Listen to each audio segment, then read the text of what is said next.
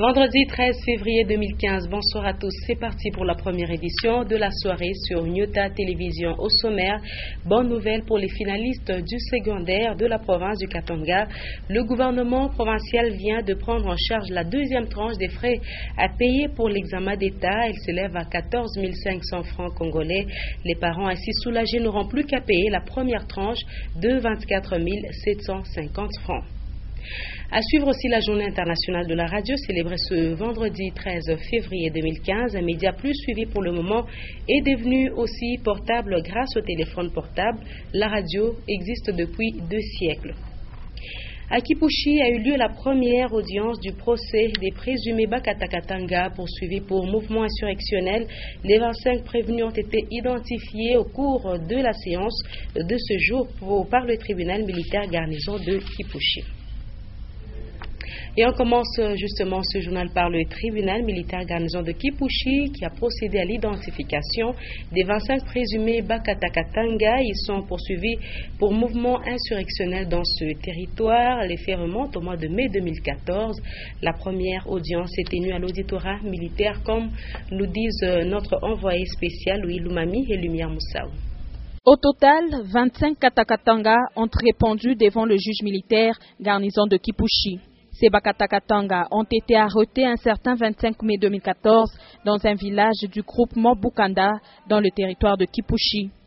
Il leur est reproché d'avoir participé au mouvement insurrectionnel dans cette partie de la province. À cette première audience, le tribunal a procédé à l'identification de tous les prévenus. Oui, il a été question seulement d'identification des prévenus, parce qu'à chaque fois quand un prévenu se présente devant la barre, le tribunal a l'obligation de pouvoir d'abord identifier la personne, savoir d'où est la personne réellement qui a été retenue par rapport à ces infractions qui sont reprochées ou pas. Donc après l'identification, ça va maintenant passer à une autre étape qui est l'instruction proprement dite. Ayant constaté la non-assistance des prévenus, le tribunal militaire a exigé la présence d'un conseil pour attaquer le fond du dossier. À entendre la composition de la cour militaire, le fait commis par les Katakatanga peuvent conduire à 20 ou 25 ans de prison ferme.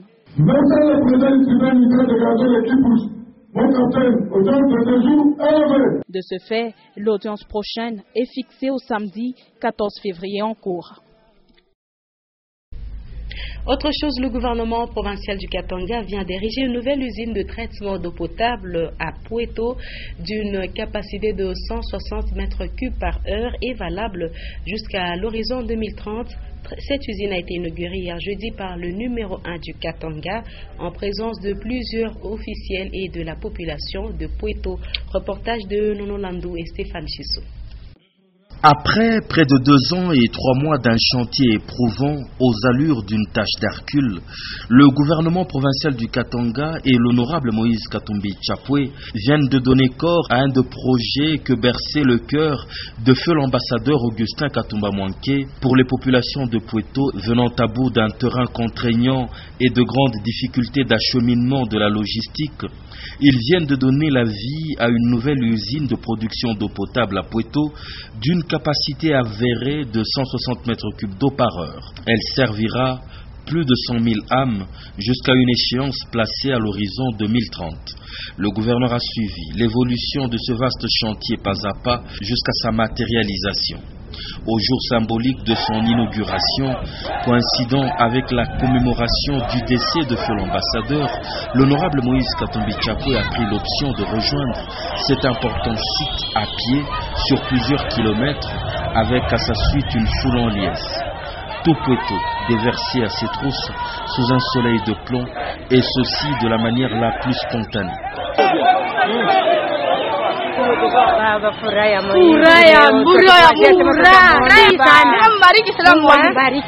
Ainsi, la nouvelle usine sera envahie par ses bénéficiaires confondus aux officiels. C'était une fête dans la fête. Ils savent que désormais, les maladies de main sale, le choléra en premier, sont éradiquées de leur carte grâce à cet investissement.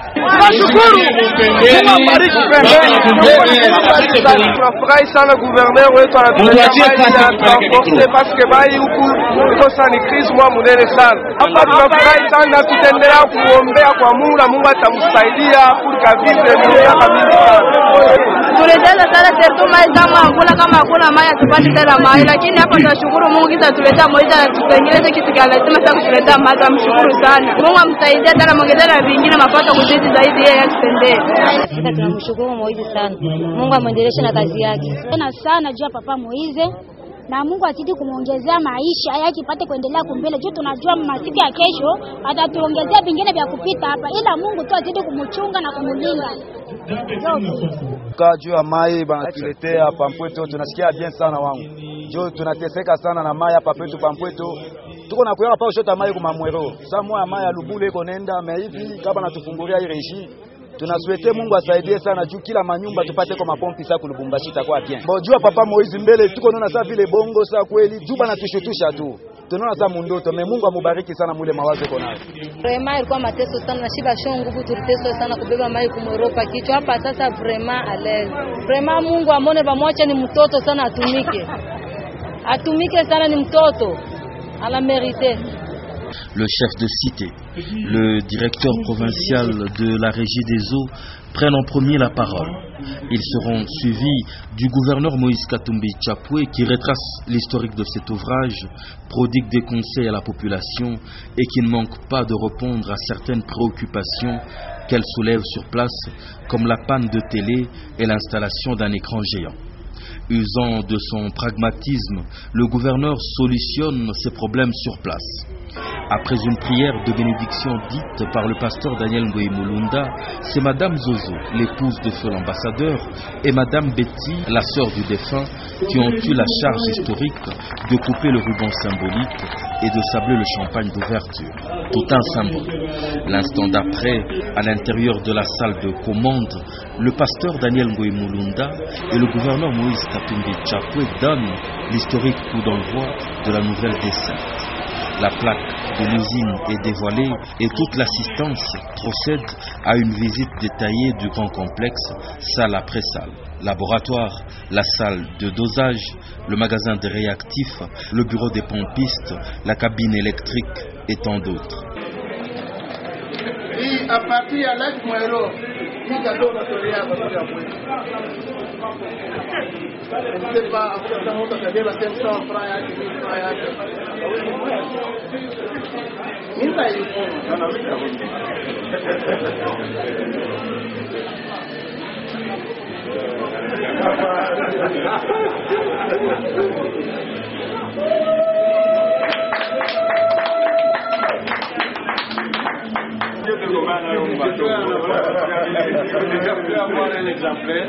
Moment fort de cette visite, une heureuse et humble paysanne se fraye un passage jusqu'au gouverneur pour lui offrir une tubercule de manioc. C'est tout ce qu'elle possède pour lui dire merci. Cette importante et historique cérémonie se clôture lorsque le gouverneur pose sa signature dans le livre d'or de la nouvelle usine.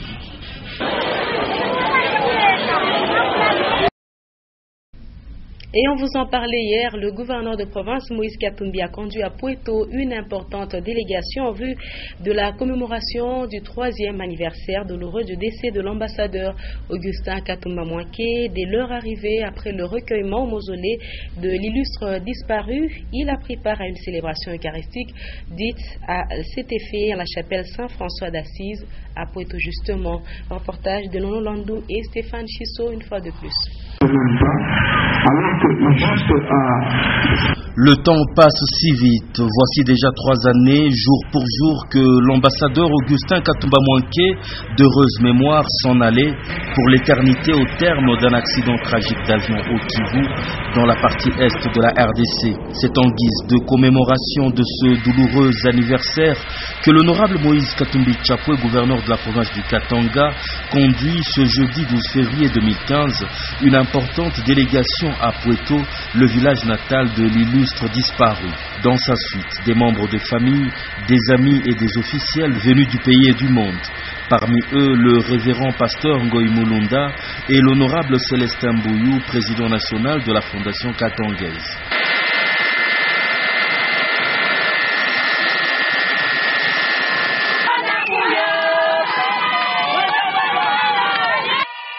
Aussitôt arrivé, le gouverneur et l'ensemble de sa délégation, dans un climat lourd d'émotion et de piété, se recueillent en prière au mausolée de feu l'ambassadeur, planté dans les jardins du Lessa Moussouma Estate, sa résidence côtière. Après le recueillement, une célébration eucharistique en mémoire de l'illustre disparu a lieu dans la chapelle Saint-François d'Assise, au milieu d'une grande assistance.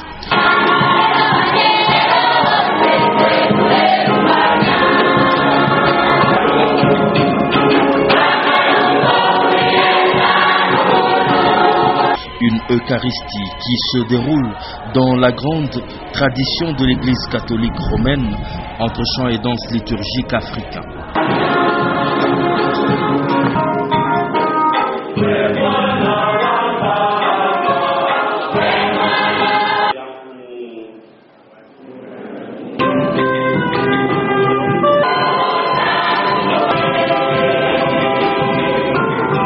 Elle est clôturée par quelques vibrants mots de remerciement délivrés par la famille.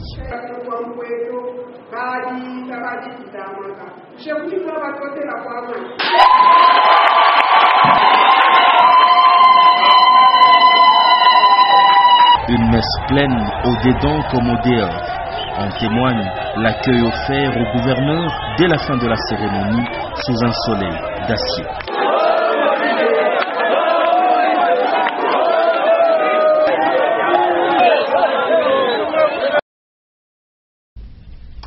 Changement de chapitre, les parents d'élèves du Katanga peuvent pousser un ouf de soulagement. Le gouvernement provincial vient de prendre en charge la somme de 14 500 francs congolais comme deuxième tranche des frais à payer pour l'examen d'État. La première tranche, la première tranche que doivent supporter désormais les parents est fixée à 24 750 francs congolais. Reportage de Jean-Paul Malimba et Édouard Kankou. Près de 40 000 francs congolais, c'est le montant global que doivent payer les élèves finalistes du secondaire pour les examens d'État édition 2014-2015. Cette somme est à payer en deux tranches. La première tranche est évaluée à 24 750 francs congolais, soit un peu plus que les 23 250 francs congolais fixés par l'inspection générale de l'EPSP. Elle concerne les 4 épreuves hors session, à savoir la dissertation, l'oral des français, la pratique professionnelle et les épreuves traditionnelles. La seconde est de 14 500 francs congolais. Elle va avec les examens à passer durant les 4 jours de la session ordinaire prévue pour le mois de juin 2015. Bonne nouvelle pour la population du Katanga, le gouvernement provincial vient de prendre en charge ces montants de 14 500 francs congolais. Objectif, épauler les parents et autres tuteurs qui ont très souvent la charge de scolariser beaucoup d'enfants. En rappel, il y a peu que l'inspection générale de l'EPSP a fixé les frais d'examen d'État à 23 250 francs congolais sans au préalable recueillir l'avis du gouvernement provincial.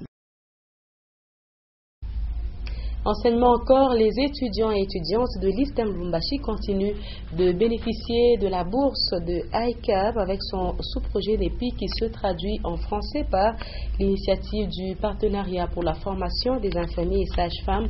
Avant la remise symbolique des reçus aux étudiants, le directeur général de l'ISTEM s'est entretenu avec la délégation de NEPI. Nous le dit encore Édouard Kankou-Micha Kaembe. L'Institut supérieur des techniques médicales ISTEM Lubumbashi renforce son partenariat avec ICAP et son sous-projet NEPI, l'initiative du partenariat pour la formation des infirmières et sages-femmes.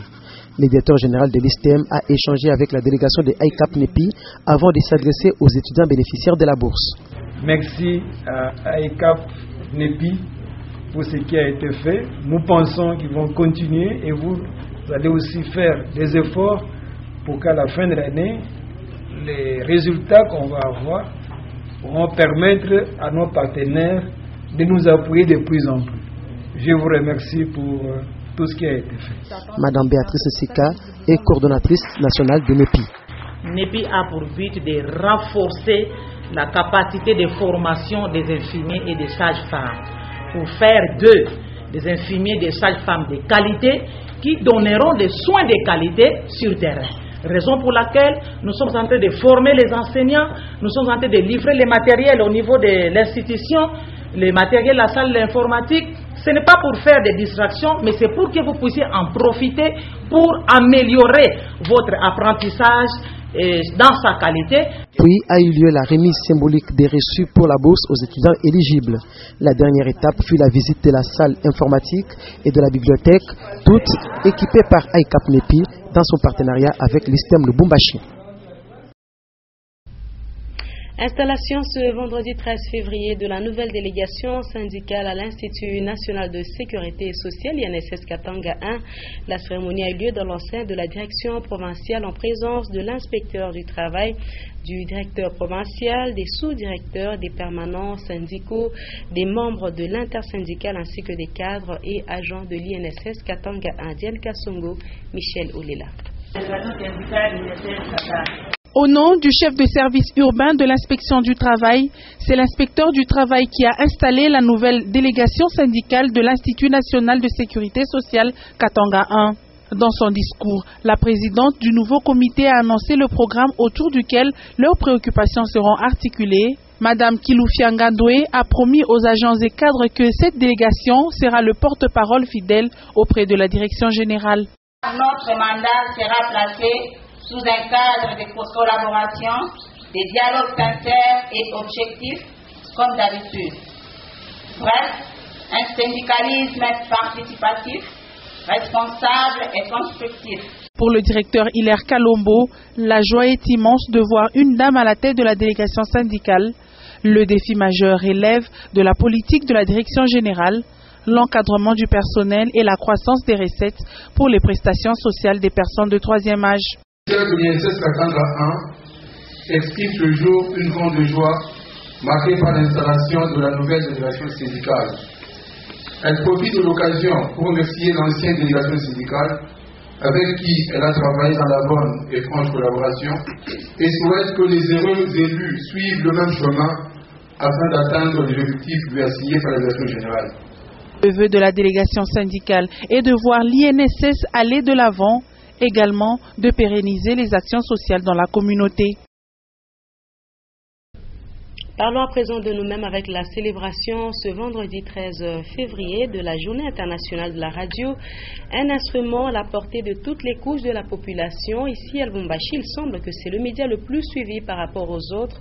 L'on peut suivre actuellement la radio à partir d'un téléphone portable, ce qui n'était pas possible il y a 20 ans. Mais en ce qui concerne la préférence des émissions, les avis divergent. Titiane Bouy, Félicien Kassongo pour ce sujet. On célèbre chaque 13 février la journée internationale de la radio, un média très important vu la facilité à y accéder. Célébré cette année sous le thème Jeunesse et radio, le constat sur terrain révèle que chaque jeune a sa préférence quant aux émissions. Souvent quand il y a chaque samedi quand il y a la musique, et puis quand il y a aussi le match. Et l'information et la musique, moi les journaux. Moi c'est les journaux que j'aime. Non, j'aime tant des émissions, mais quand même, de préférence, moi j'aime le sport et la culture. Pour l'Internet tend à tout centraliser, la radio, dite média idéal, parvient à maintenir sa place, contrairement à la presse écrite qui, elle, disparaît peu à peu. Monsieur Munkamba est professeur en communication. C'est donc un média chaud qui vous permet de suivre à l'instant même et de vivre l'événement en direct. Ça, c'est un avantage que seule la radio a. Pour réaliser un direct à la radio, c'est beaucoup plus facile qu'à la télévision. La télévision exige un matériel lourd, tandis que la radio, non. C'est ça son avantage. C'est un média vraiment chaud. Bien que beaucoup de jeunes suivent la radio, mais très peu sont attentifs aux programmes diffusés. C'est une menace de déguerpissement qu'ont subi les occupants du numéro 3 de l'avenue Chindaïka dans la commune Kamalondo de la part de leur BRS. Le non-respect du préavis est à la base de cet agissement qui a même causé une destruction méchante de la maison et des insultes s'en sont suivies. Explication de Patricia Naïsmaoka et Jean-Paul Malimba. Après avoir légué son pouvoir à sa fille pour la gestion de sa maison située sur l'avenue Chindaïka, numéro 3 dans la commune de Kamalondo, la nouvelle bailleresse des différents locataires de la dite propriété fait irruption la nuit chez ses locataires pour les menacer afin qu'ils sortent. Selon les victimes, la responsable a proféré des injures à leur endroit, les a menacés de mort et a cassé les planches de la toiture. Cette situation est due par le fait que les locataires se sont retrouvés dans les difficultés financières et ont enregistré un retard de paiement. Suite à cela, un préavis de 3 mois leur a été accordé pour libérer la maison, conformément à la loi congolaise. C'est ce que la bailleresse n'a pas respecté. À 2 mois des préavis, elle surgit pour les mettre à la porte. Après 3-4 jours,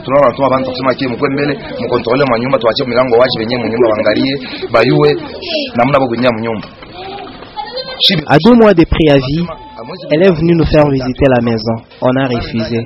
C'est alors qu'elle commencera à nous insulter et à nous menacer. Aidez-nous que l'État intervienne.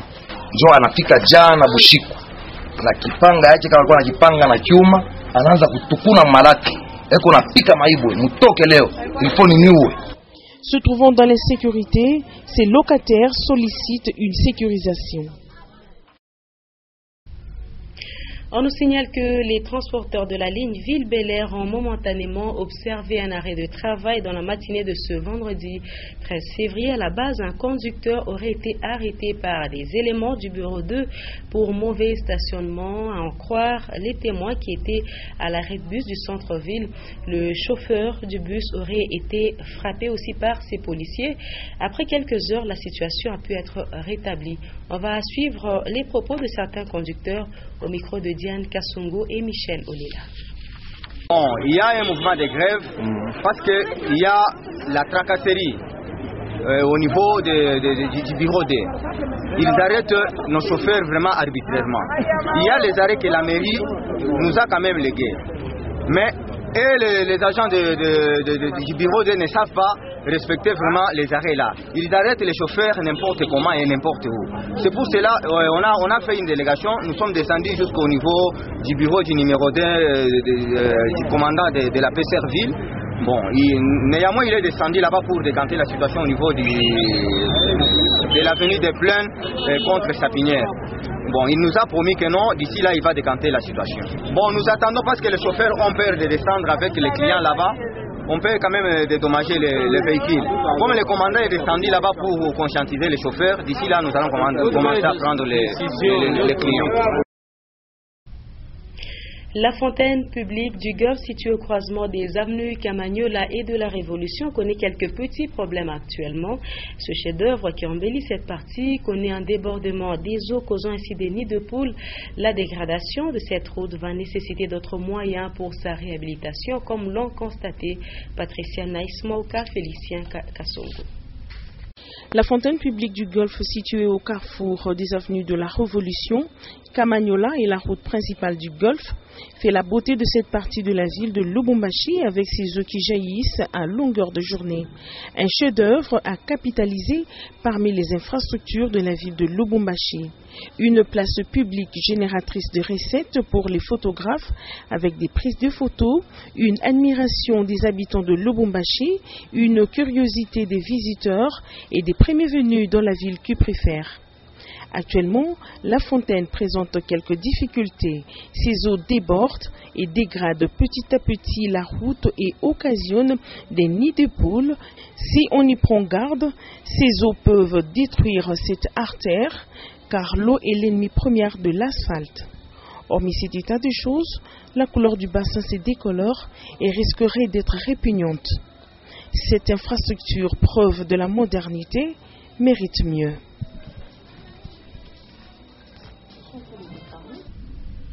Un mot de sport pour terminer. La phase de play-off de la Lina Foot ouvre ses portes le week-end prochain. Et en prévision de son match contre l'équipe de Lubumbashi Sport, la formation du Daring Club Motema Pembe est arrivée à Lubumbashi ce vendredi en début d'après-midi. MacArthur Kikuni, Félix Kalombo. C'est une délégation de 28, dont 20 joueurs prêts à affronter Lubumbashi Sport en cette journée inaugurale du play-off de la Lina Foot et qui a atterri à l'aéroport international de la Loano. Au bas de la passerelle pour accueillir les premiers du groupe B, la coordination provinciale du DSMP Katanga avec en sa tête son président Jean-Pierre Mbayangalika. Visiblement, les Immaculés sont déterminés à aborder cette phase, a déclaré le coach Mwini Zahira. Je crois que l'équipe est bien préparée. Maintenant, c'est à nous de montrer que nous allons tout faire pour ramener un bon résultat ici. Les playoffs, je suppose que toutes les équipes ont des ambitions. Nos ambitions est de finir le plus haut possible.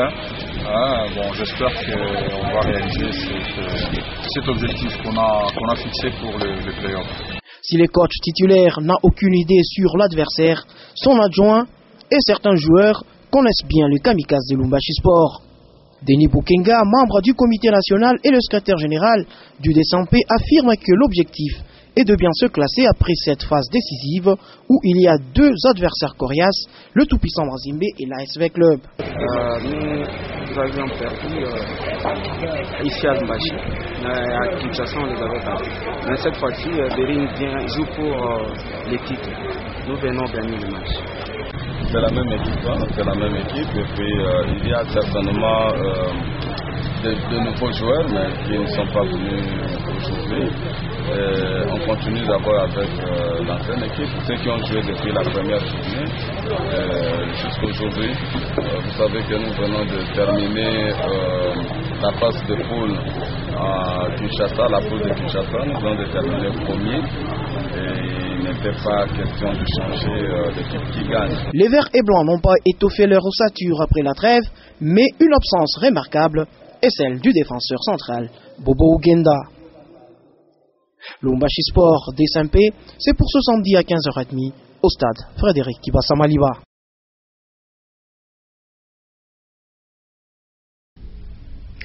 Et ce sera la fin de cette session d'information. Donc pour l'essentiel, avant de nous quitter, bonne nouvelle pour les finalistes du secondaire de la province du Katanga. Le gouvernement provincial vient de prendre en charge la deuxième tranche des frais à payer pour l'examen d'État qui s'élève à 14 500 francs congolais. Les parents ainsi soulagés n'auront plus qu'à payer la première tranche de 24 750 francs. Il est également question de la journée internationale de la radio célébrée ce vendredi 13 février. Un média plus suivi pour le moment est devenu aussi portable grâce au téléphone portable. La radio existe depuis 2 siècles.